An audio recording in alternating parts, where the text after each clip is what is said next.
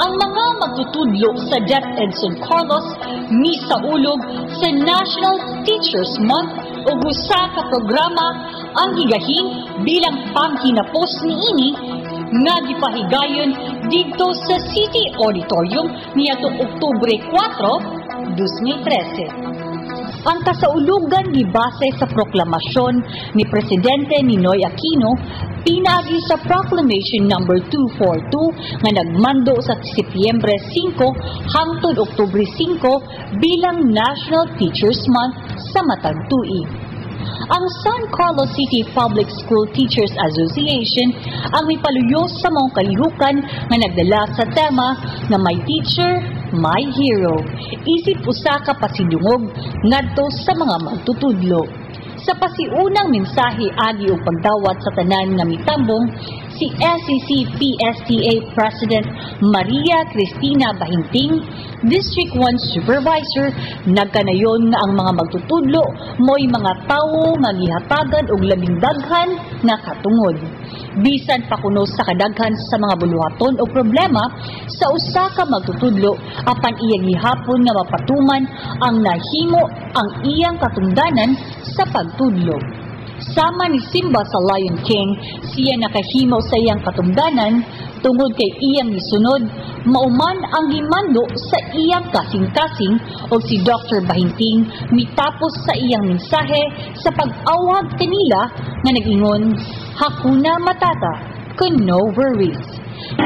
In the execution of our functions, our duties and functions, we are embarrassed, we are ashamed, we don't know what to do.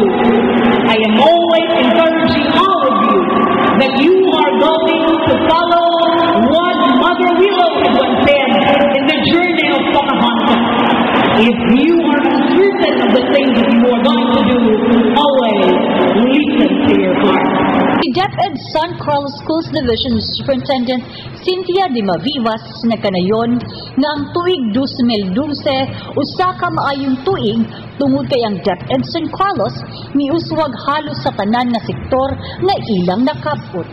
Bilang kamaturan, mao ang mga awards nga ilang nadawat gikan sa lokal, probinsyal, regional ug nasyonal. Kining tanan gumikan sa mga paningkamot sa mga magtutudlo kinsa nailhan nga mga unsung heroes uban usab sa walay hunong nga pagtabang sa ilang DepEd friend ang lokal nga gamhanan sa San Carlos. DepEd Division of San Carlos City. We have succeeded in improving all our performance indicators like achievement, net enrollment ratio, and even dropout rate, which we reduced by about half of the previous year's dropout. We have exceeded our previous achievement in NAT grade 6 by 6.42%, NAT grade 3 by 8.59%, and secondary NAT by 0.61%. We are the recipients of various projects like classroom construction, repairs, and water and sanitation facilities from both national and local government. But I assure you, we are not recipients of disbursement acceleration program. However, our stakeholders, the local government headed by our Honorable City Mayor, our Chairman of Education, Honorable Flor de Lima Soriana, and the rest of the members of Sanity and Sanluso who have been very supportive of this act. Sa mensahe usab nga gipabot ni Mayor Gingo Valmayer, pinaagi ni SP Criston Carmona ang OIC Mayor niya Tungtungura, siya miingon nga dili kuno sayon ang paghimo og pakigpulong at tubangan sa mga magtutudlo ug iyang ila ang mga nahimo sa mga magtutudlo bisan pa sa kagamay sa suhulan nga gidawat niini. Sa kakulang sa mga kahimanan sa pagtudlo o kakulang sa mga pasilidad sa eskwelahan. I ask this question: what is the one thing that will keep students on a level playing field or will give them a head start to succeed in life? The answer is simple: education.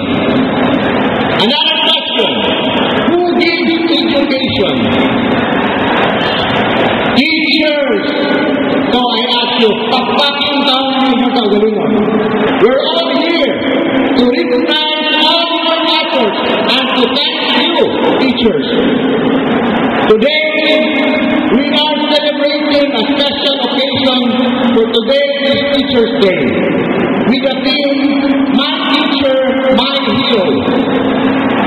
First, let us all think and ponder what we did in 2013.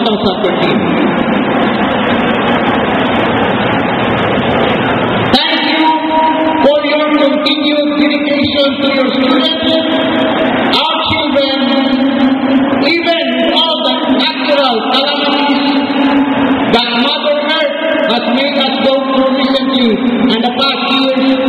You never gave up teaching, unlike teachers in other countries who are rightly compensated. Our teachers in the Philippines, especially the public school teachers, have to contend not only with low salaries, but often face the worst conditions of our public schools. Despite these reality circumstances, you still chose to teach. Gihimo usab ang pagpasilungog ngadto sa mga magtutudlo nga nahimong outstanding teachers tungod sa mong pagtudlo ug nakab-ot ang maayong resulta sa miaging National Achievement Test ilabi na sa natad sa English ug Filipino grammar, English reading, science ug math.